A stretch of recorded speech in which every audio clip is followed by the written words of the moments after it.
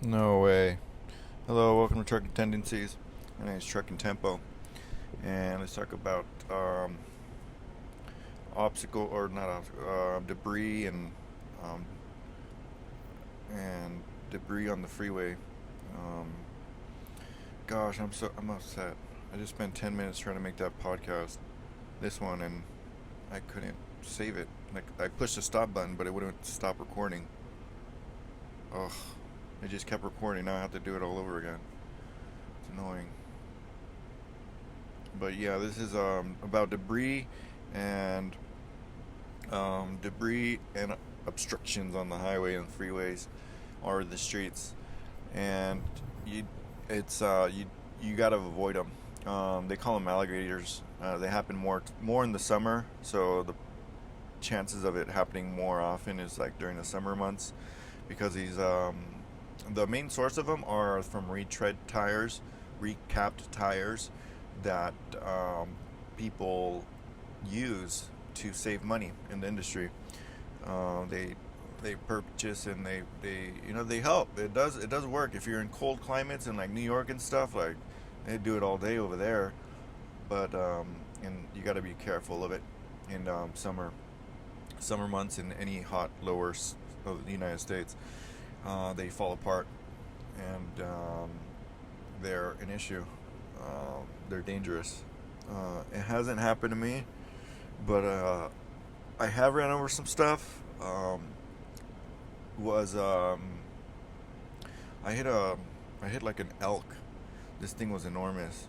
It was no deer because I saw the the tail of it was like a torch passing the light on a Volvo. Um, and yeah, um, you gotta. This happened during when was it? It was from Denver, Colorado, down to like Monte Vista, Colorado. We're on the way. We got done early delivering in Denver, and we took our time. And we're gonna take the scenic route down, Dad and I, to Monte Vista, Colorado, and it was a great time until this happened. Like until it got dark. Um, so we took the scenic route down, um, like directly across Colorado south. I don't know what highway that was, or because we don't travel it that much, but um, yeah, it was a nice time up until it got dark, and I was going around a corner, a bend, and the hill. This is I guess the scenery. It was dark.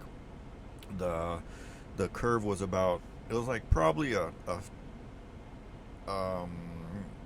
I'm not. I don't recall seeing a miles per hour turn, so it must have been like a 50 or 55 mile per hour turn. But I believe I was going around 50.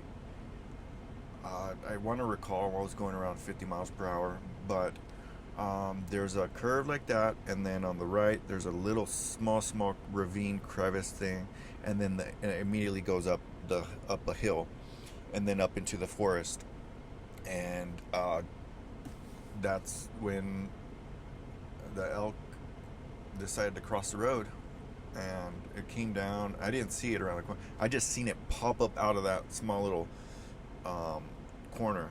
It literally came out of the corner of my eye. Like I had no chance, no time to react, but I did react, and I reacted, I believe, with a good response. I slightly touched the brakes, tapped the brakes, and I think I started going. I was like at 45 after, because if I was even going a little bit faster, that elk would have been in the center, dead center of the truck, and it would have been bad news. I would have hit it head on, full force, and that thing would have been probably would have it probably would have got really injured, and I would have had to report it. Um, I think yeah, you have to. I believe you have to report if you hit a large animal like that to someone, to some department. I don't know who that is, but at the time, I didn't know. And it was I hit his left leg, and um, well, my dad said I was with. He's like, keep going. You didn't kill that thing. Like, that thing is a beast. But it did mess up the front light. I should have got off right away but there was no parking, so I couldn't park anywhere. I could have immediately stopped and gone to the left, but the experience from Dad, he said, just keep going. That thing ain't dead. And so I did. All right, we'll look at the damage down the road. Nothing feels bad with the truck, or nothing swerving or jerking. So I kept it going and reached. I forgot where we reached. We stopped somewhere along the way, but yeah, that elk. That was around the corner, and so you're gonna have all kinds of elk animals. You're in the forest. You gotta raise your awareness level during different, locations. Yeah. So that's one thing about debris and things on the highway. Another one was actually initiated me to start this podcast was there was an alligator on the freeway going 91 west, and this pickup truck. It was a nice truck. It was kind of new, and it was like a two-door, and he must have missed it. He must have been. I can imagine it was the same scenario. He was switching lanes, and he was behind a car or something, and then that's when it popped up on him, because that's the only way I could think, unless he wasn't paying attention on his cell phone or something. But either way, he hit it. He took it, and it was like some type of member. I want to say like a drive member, or some sort of hard plastic. I didn't really get an ID, but it was like a metal bar. It must have been, because it punctured his thing, and he was out of commission, and he got a flat tire right there on the side of the freeway on 91, right before the 71. So yeah, that's what happened with him. So hopefully you guys understand. You guys gotta be aware, but if you're changing lanes, you be as aware as possible around your surroundings. 50, 100, 200, 300, 400 yards. The farther the better that you can see. And what was this other story? This other story was at the end of it was when I first started. I was driving my brother's truck. It was a T2000 Kenworthless red. It was a beautiful truck. He kept it really nice. You'll probably have pictures of it somewhere on his Facebook. But yep, I remember there was some situation where I was going bobtail down to, I think I was going bobtail, or I had an empty trailer, and I was going to swap it in like Nogales, and it was like an emergency. It was like a deadline that load needed to be delivered. So I just hit the road. So it was about when was it?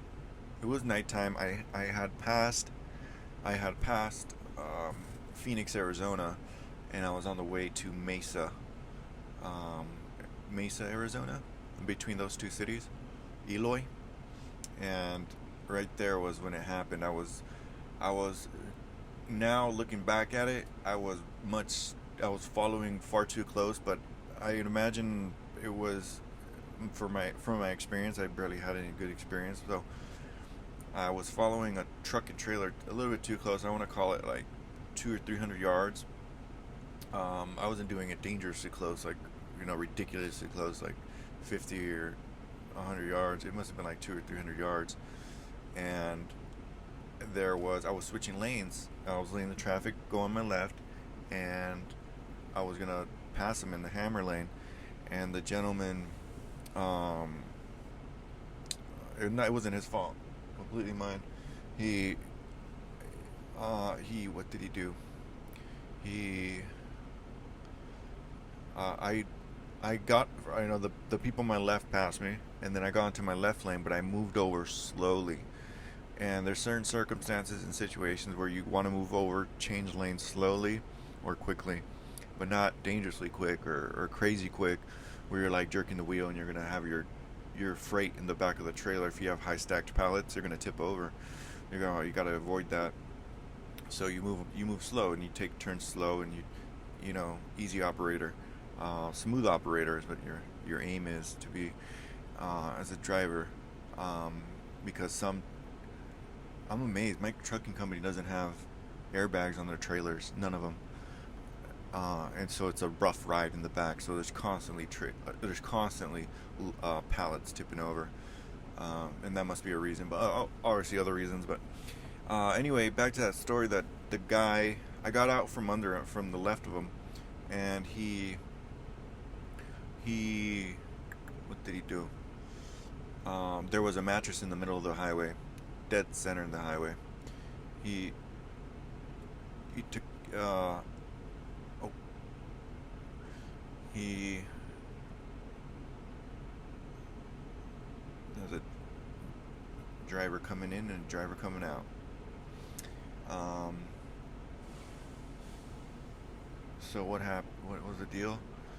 Yeah, picked up the mattress from one of these ladies and gentlemen that they don't care. Or I don't know what they do, but they they don't strap their thing down right, and then they don't come back to pick it up because they have like 50 more like mattresses on their trailer or truck.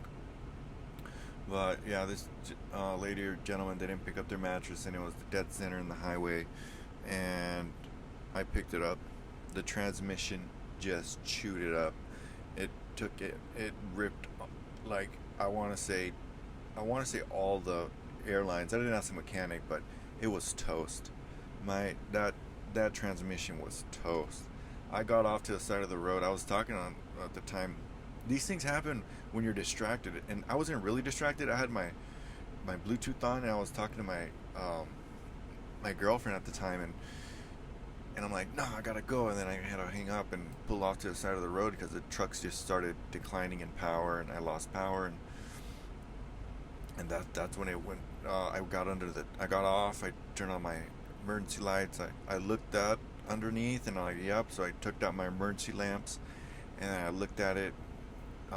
It looked like it literally looked like a metal rat nest for um, underneath that transmission. All the wires inside that mattress just ripped up all the transmission airlines and like grease lines or whatever. It just, gosh, it went to town. So I couldn't get it up against. It was a 13 speed. I couldn't get up over, I think, fourth or fifth gear. So I had to call it right there. I'm like, I'm not gonna make it. Call the mechanic. Let my brother know, and I think I called my brother first right away. I'm like, hey man, this just happened. So sent a mechanic, and then he came pick me up. They took it back to Phoenix, Arizona. It was down about a week, and I was in a motel for about a week. Cheapest motel we could find, and yeah, from there, the following thing was. So the lesson: don't change lanes too slow, and try to do it efficiently as possible, effectively as possible. So you don't, if something like that happens, you can change lanes quicker, or you can just go back to your original lane and you see something like that. Yeah. The funny part here's a funny to end the story with you guys. The funny, interesting thing that happened was they had a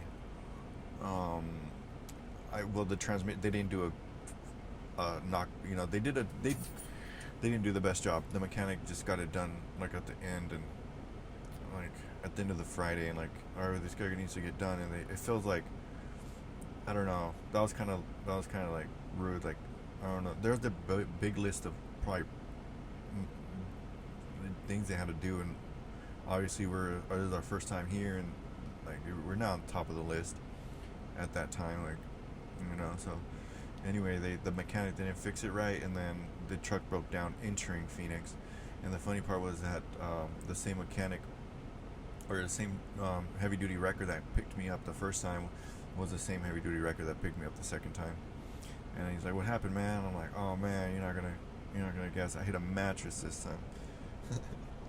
He kind of chuckled and laughed, so that was nice. But he we got back to it, and I'm like, the transmission airline or something stopped working, so he picked us up and took us back. So the mechanic is probably still there.